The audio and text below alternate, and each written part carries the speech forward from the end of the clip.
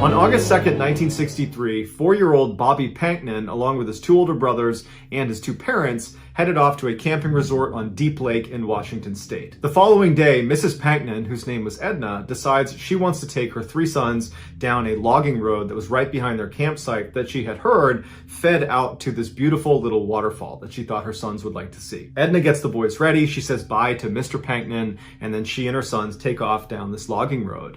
And as soon as she's on the road, it occurs to her that it's totally overgrown. The grass is really high, it's rocky and bumpy, and she's thinking to herself, there's no way any vehicle is getting down this road. And probably there's been no vehicles on this road for a very long time. This is a very isolated place on this campsite. So they walk for a little ways on this overgrown logging road until they see there's a turnoff that leads down to the water and this little waterfall. And so right away she saw there was all this brush they were going to need to walk through, and the ground looked pretty rough. And Bobby, her youngest, the 4-year-old, he didn't have shoes on. He was going through a phase where he refused to wear shoes, and so it hadn't really mattered the entire duration of walking up the road, but it seemed like this might be too much for him to walk on. And so she told Bobby to wait on the road, and she told her other son, Jimmy, the 6-year-old, to wait next to him. Those 2 would stay on the road together, while she and Bill, the 10-year-old, would go past the brush, go down to the water, check it out for a couple of minutes, and then she would come back, she would pick up Bobby, and Jimmy would come along, and then they would go down and look at the water, and then they would leave. Bobby didn't seem to mind, so he just sat on the road, and Jimmy was a little bit frustrated that he couldn't go with the first group, but he sat down too, and Bill and Edna took off past this brush down to the water. Now, the distance between where Bill and Edna and where Bobby and Jimmy were was only about 10 feet. There was just this brush right in the middle of them that did obscure their view. They could not see each other, but they are very close to each other. And so Jimmy is sitting next to Bobby, and he's getting increasingly more and more restless. He wants to go down and look at the waterfall. He wants to be down there with his older brother and his mom. And so at some point, he just can't take it anymore. And Jimmy does something that to this day, he regrets every single day. And that is, he got up and left his brother. He went through the brush down to where Bill and Edna were. And as soon as Edna saw him, she was mad at him, and she goes, "What? You left Bobby up there? Come on." And so they turned around after about 60 seconds and went right back up. And when they got back, Bobby was gone. And at first, they're not like, oh my goodness, someone's abducted Bobby, because there's no one on this road. They'd come up here and recognize that it's very remote, it's isolated, there's no cars that come through here, they hadn't heard anything. And so their first instinct was, okay, he probably got up, and is behind a tree, or he walked down the hill over here, or he's nearby. And so they're yelling for him, they're walking around, and no one's panicking yet. In fact, really, Edna was just annoyed with Jimmy that he had left, Bobby, and that he's to blame right now, but it's just an inconvenience at this point. But after a couple of minutes, when they can't get Bobby to yell back where he is, they start to realize they might have a problem here. And so Edna becomes more panicked, and she's yelling at the top of her lungs for her son. She's having her other 2 sons go look down by the water, go look over there, but there's no trace of him. And they can't believe it. It didn't make any sense because, he's 4, he's got no shoes on, they didn't hear anything. How could he be gone? But he was gone. And so finally, after a couple of minutes, Edna rounded up her other 2 boys, and they ran all the way back to the campsite where they got Mr. Panknin, and they hailed the police, and very quickly, a big search was launched up on that logging road. As soon as the police arrived, the first thing they did is they pressed Edna and the other 2 boys about, what did you hear? You had to have heard something. He was only 10 feet away from you, and he was within earshot of you, certainly. What did you hear? Did a vehicle come through? Did you hear an animal? Did you hear anybody talking? And Edna and the other 2 boys, they swore that they heard nothing, that they're just as baffled by it as anybody else. And so the police really didn't have a good starting point of where Bobby could have gone. And in that area, there wasn't any, steep drop-offs or obvious places that Bobby could have fallen into or gotten trapped. The water for the waterfall, it's not deep. It's this little tiny brook. It'd be difficult to drown in that little brook. So they just basically started fanning out in all directions, hoping they would, find a piece of clothing or some other clue that would indicate where he went. After 3 days of searching that yielded nothing, they finally brought in a bloodhound to try to find him based on scent. And so they had the dog smell one of Bobby's shoes, and the dog immediately seemed to key in on his scent in the area where Bobby had gone missing. And the dog turns and starts running up the logging road away from the campsite, so farther into the forest. And it runs for almost 2 miles, and it never seems to waver. It's clearly picked up Bobby's scent. and it stops at this fork in the road about 2 miles away from where Bobby had gone missing, and it keys in on this one area right at the fork where there wasn't anything significant. It was just this bare patch of dirt.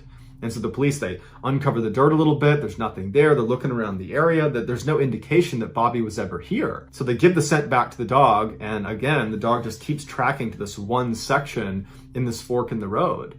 But they didn't know what to do with that information because there was nothing there. The search for Bobby was called off after 7 days because they could not find anything. And so the lead investigator came out and did this press release where he basically said, "We have no idea what happened to Bobby. However, we do think he was abducted." And his reasoning for this was pretty straightforward. Bobby was a young kid that had no shoes on in an unfamiliar forest, and he was only out of eyesight for 2 minutes. So how far could he really have gotten? Certainly not far enough that his family wouldn't have found him after those 2 minutes were up and they began looking for him. And so if you go down the abduction rabbit hole, you start with, okay, a person must have taken Bobby. But for a person to take Bobby, that means a person had to be in this area that was super isolated and remote, and they hadn't seen anybody in the area, and there were very few campers at the campsite. So realistically, if a person was going to abduct Bobby, they had to have been planning it and had to have been hiding in the trees and were stalking this family until they got to that spot where Jimmy left Bobby, and then this person, runs out of the tree line, runs over to Bobby, picks him up without Bobby making a sound, he muffles him, and he runs away into the woods carrying this child, all in a 2-minute window, which was a totally abrupt window. It wasn't like this obvious thing that Bobby was going to be left alone. It looked like Jimmy was going to be sitting there with him, which would have been a deterrent, you would think, if someone was trying to abduct Bobby. But nonetheless, this window presents itself and this person runs down and takes Bobby. It just seems like that person would need to be really fixated on Bobby, one, and there wasn't a clear reason for why anyone would be very fixated on Bobby or this family. And two, they would need to be very strong and quick and agile, more than the average person. So we're talking like a professional athlete level of agility and physical fitness. And so while it's certainly possible that a professional athlete had been stalking this family and then ran down in this tiny little window of time and stole Bobby away without getting detected and then evaded the law for 7 days in the middle of the woods, while that's possible, it's pretty unlikely. And investigators reached this conclusion. They thought, it does seem pretty unlikely that a person did this. So they moved on to animals and they said, okay, maybe a bear took Bobby. And so they brought out bear sniffing dogs to search the area for signs that a bear had been there. And there hadn't been. And so they said, okay, maybe a cougar had been there. And so they brought out a cougar expert who looked around the area, and there's no signs of a cougar in the area. Plus, there was no blood anywhere around the area where Bobby had been taken. There was no drag marks where if a predator were to grab you, they would need to drag you away. There was no drag marks. So it seemed like, okay, the large predator theory also has problems with it. And so the next theory offered up was, well, maybe a giant eagle swooped down and picked Bobby up and flew him away, which would account for why maybe it was quiet and there was no drag marks, there was no blood, and why he's just gone. But that was when authorities said, okay, we clearly have no clue. And so that's why they gave the press release and basically said, we just don't know. And so while we probably will never know what happened to Bobby, it does seem likely that something took him. And whatever that something was, it was intelligent, it was fast, it was strong, it was agile, and it had been watching that family. Because as soon as that 2-minute window presented itself, where Jimmy was gone and Bobby was vulnerable, it swept in so fast that no one heard it, no one saw it, and it took Bobby somewhere and did something to him. And whatever it did, it probably wasn't good.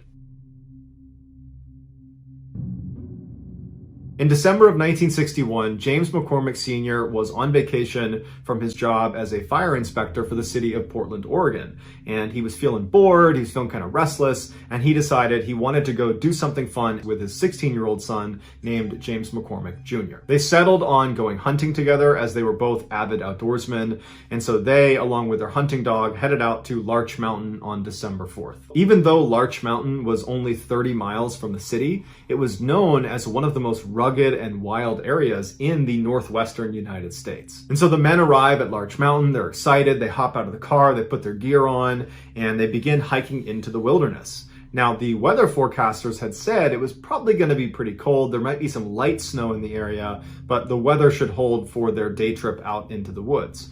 And so they hadn't brought any equipment to stay out for multiple days. This was just going to be a full day event, but back at night. But after walking for several hours into the mountains, they started to notice the temperature was dropping rapidly. And then it started to rain, and then it started to snow, all in a very short period of time.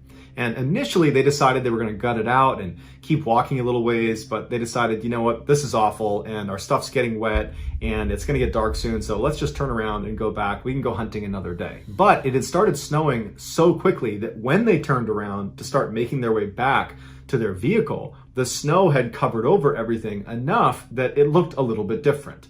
And they didn't have a GPS, they were using a map and compass, and they were not on a marked trail. They were just kind of walking around the mountains looking for a place to set up. And so they're walking back and they're making turns and they're starting to question where they are. And when they had walked for several hours in the direction they believed was back to the truck, well, they weren't anywhere near a road and they felt like they were in an area they didn't recognize, and they realized they were lost. At this point, it was snowing really hard and it was starting to get dark outside. And so the pair decided, you know what? We got to stay out for the night. We're not going to find our vehicle tonight. It's too dark and we don't know where we are. So let's camp out for the night and tomorrow we will find our vehicle. But remember, they didn't have any equipment to stay out for the night. All they had was their warm clothes, but they didn't have a structure to protect them from the elements. And so they decided their best bet was to climb up into a tree, because at least that way they're off the ground, they'd protect themselves from predators potentially, and the branches of the tree would kind of protect them a little bit from the snow and from the freezing rain. So that night, James Sr., James Jr., and their dog, they huddle in this tree. It's a totally sleepless, miserable night as they're just destroyed by snow and freezing rain and wind. And then finally the sun comes up the next morning and there's a glimmer of hope, although it's still absolutely dumping snow on them. But they're thinking to themselves, this is going to make a heck of a story when we get back. And so they climb out of the tree, they stretch, they kind of, readjust themselves, and then they begin walking in a direction that they think is the direction towards their vehicle. And for several hours, they're just kind of walking, hoping they're going to run into this road, and they don't. And at some point they realize once again that they are in the same position they were in the day before. They don't know where they are. And now they've walked even farther, potentially in the wrong direction. And so they stop for a second, and James Sr. pulls out his map and he's trying to make sense of where they might be. He's looking around, he's trying to terrain associate to see if he can figure out if there's a specific way he should be going.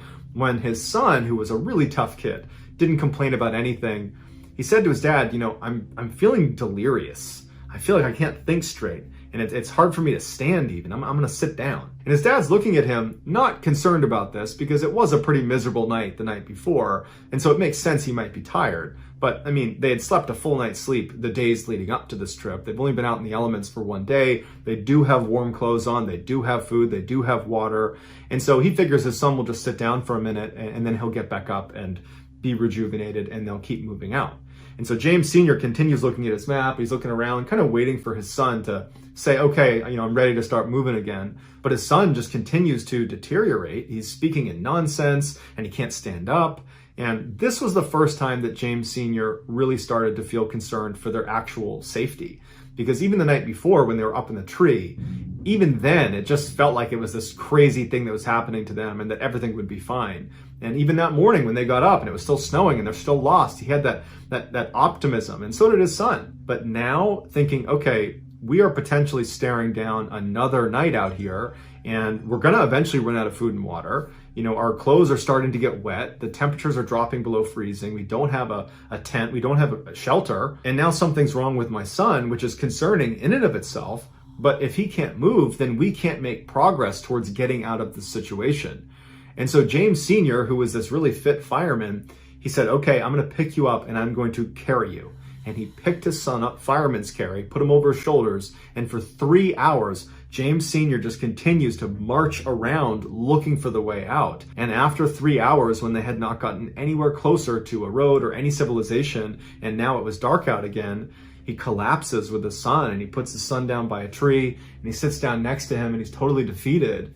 And he's like, we got to get ready for another night. We got to get back up in a tree and we got to do this again. And so as they're sitting there kind of talking about how they're going to get James Jr. up into a tree for the night because, he's too weak to climb up himself, they both notice these very bright lights about 100 feet in front of them that look like headlights. And James Sr. is like, oh my goodness, what luck. There is a road that we just didn't see and there's a car that's parked right there.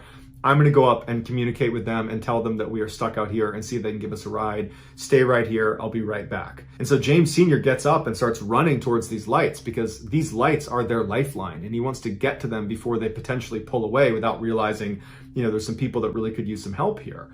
And so as he's moving, 50, 60, 70 feet away from where his son and his hunting dog were, the lights just continue to go farther and farther away from him to the point where James Sr. stops. And he's looking at these lights thinking, are those headlights? Like, what are those lights? And at some point, the lights just kind of disappear into the forest and then they're gone. James Sr. looks around and he realizes there's no road over here. I'm in the middle of the woods. Like, what were those lights? And so he stands there for a minute thinking to himself, am I losing my grip on reality? Like, what's going on here? And he turns around and he starts running back to where his son and his dog were. And when he gets there, only his dog is there. His son is now gone. And what's going through James Sr.'s mind is, how? Because he couldn't walk until now, and my son certainly wouldn't have lied to me and made me carry him all the way here. And there's enough light out that he could actually still see the footprints on the ground. And so he grabs his son's backpack that was left by the tree, he picks it up, he grabs his dog, and he starts yelling for his son and starts walking along the footprints that were left by presumably his son. And so he's walking along these footprints, and he's yelling out for his son, he's not hearing anything, and this whole time he's thinking to himself, like, why would he even leave? Even if he could move, why would he leave? We're obviously in this together. Like, what's going on with my son?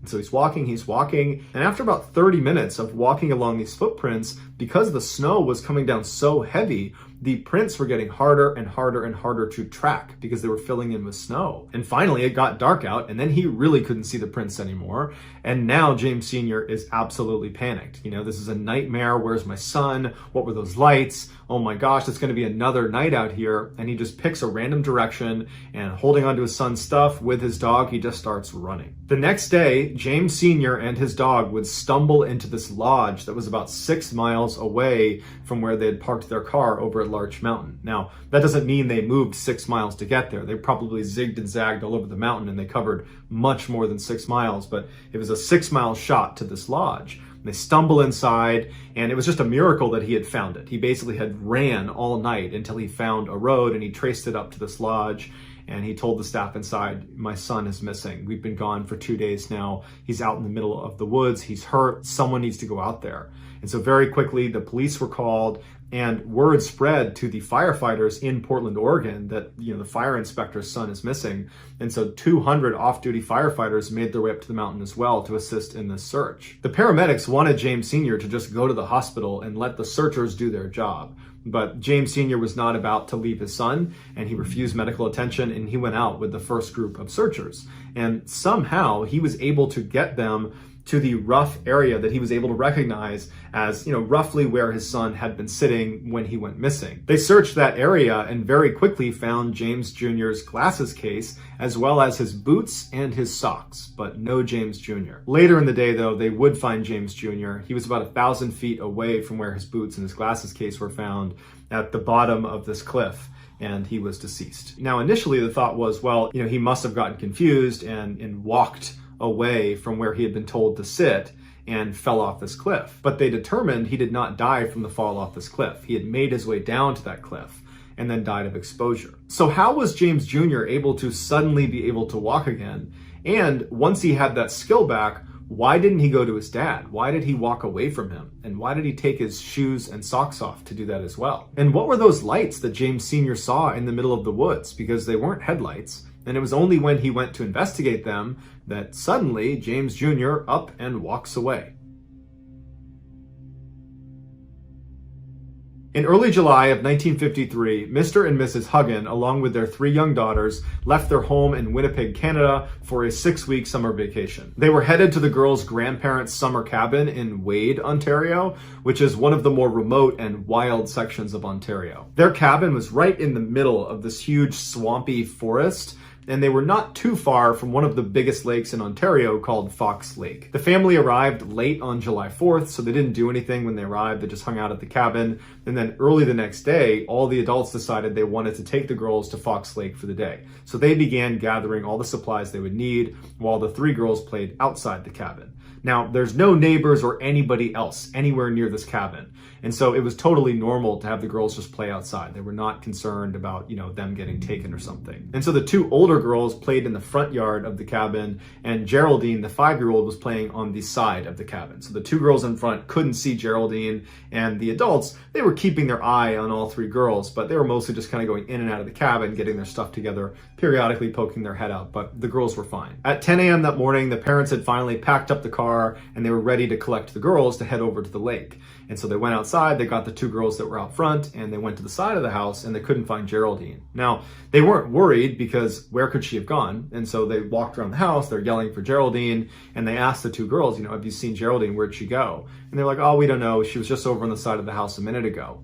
And so they can't find her outside. And so they go in the cabin thinking she must have gone in there because that's the only place she could be. But after thoroughly looking through the cabin and not finding her, they started to get a little bit more worried. At this point, the adults start talking to each other and they're saying, did anybody see Geraldine in the past couple of minutes? Has anybody seen her? And they all said, yeah, I poked my head out the window and I saw her within the past 10 minutes right on the side of the cabin. And so they all agreed within the past 10 minutes, they had seen her right outside the cabin. So they're alarmed they can't find her, but they're thinking we're gonna find her. So they go back outside and they're looking around and they're yelling for her. Now, this is such a remote section of Ontario that there's really no noise pollution and sound travels really, really well. And so when they were yelling her name, it was booming through the woods. And even if Geraldine had, sprinted for 10 minutes away from the cabin, she still easily would have been within earshot. And all she had to do was just, yell back and they would see her. But she didn't yell back, and there was no sign of her anywhere. And so at this point, the family is panicking, and so they call the police. The police show up, and they're looking around thinking, we're not going to be able to search this very effectively on our own. This is a huge, wild, remote section of Canada. And so they called in some professional trackers that were familiar with this area to come in and help them with their search. They also called the army in Winnipeg to send over some people to assist as well. But as soon as the search started, the skies opened up and dumped rain all over the entire area, basically washing away any footprints that they could have used to potentially find her. As the day wore on and the sun was starting to set and there was still no sign of Geraldine, her father said something to the searchers that was intended to help them find his daughter, but it was just this incredibly heartbreaking comment. And what he told them was his daughter was afraid of the dark, and that once it got dark out in the woods here, she's just going to sit down and cry. And so that will stop her from moving farther away from us, hopefully, and we should be able to find her. But they didn't. And for 3 days, they looked everywhere for her, and there was no trace of her. And to make matters even worse is the weather had been really rainy and cold, not below freezing temperatures, but close, like in the 40-degree Fahrenheit range. And she just had a light shirt and shorts on. She was not prepared for the weather. On the evening of the 3rd day, they found footprints that they believed to be Geraldine's high up on this ledge in some moss overlooking Fox Lake. And the footprints indicated that this child, which was probably Geraldine, was looking out over the lake and then turned around and walked away from the ledge down into the swamp where her footprints dissipate. And so the search effort was pushed to this swamp, and they had thousands of people that are combing through this mosquito-infested bush to look for this girl, and once again, there's nothing. Then on the 7th day of the search, they find another set of footprints in the swamp around the area where they were looking for Geraldine. But it wasn't Geraldine's footprints because they were these huge prints that if it was a human print, they would need to be an enormous human being. Or these prints belonged to some enormous animal, but they were unable to determine what animal it was. At this point, although there's not really any real evidence connecting that print to Geraldine, people are starting to suspect that whoever left this print or whatever left this print has something to do with whatever happened to Geraldine. 2 days later, so 9 days after Geraldine has gone missing, some of the professional trackers were 2.5 miles away from where that large print was found in that swamp and where Geraldine's footprints were found up on that ledge. They found a piece of her plaid shirt 2.5 miles away on the eastern shore of another lake called Long Lake. And so they pushed the search effort over to that section of Long Lake, and within 24 hours, they would find Geraldine's remains. The scene where Geraldine was found was bizarre. There was very little left of Geraldine, and from what was left, it was clear there had been significant animal predation. And so initial thoughts were, she must have been attacked by wolves. That's what killed her. But upon closer inspection, they saw that her clothing had not been torn and there was no blood on her clothes. So the animal predation had most likely occurred after she was deceased, because they would have been able to pick around the clothing. Whereas if it had been a wolf attack, they would have cut right through the clothes and there would be marks that obviously, she was attacked by animals. But Geraldine's remains appeared to have been dragged out of a nearby meadow to where she was ultimately located. And so they followed the drag line into this meadow and it led them to this opening where all the grass had been matted down. And investigators said it looked like something big had been laying there.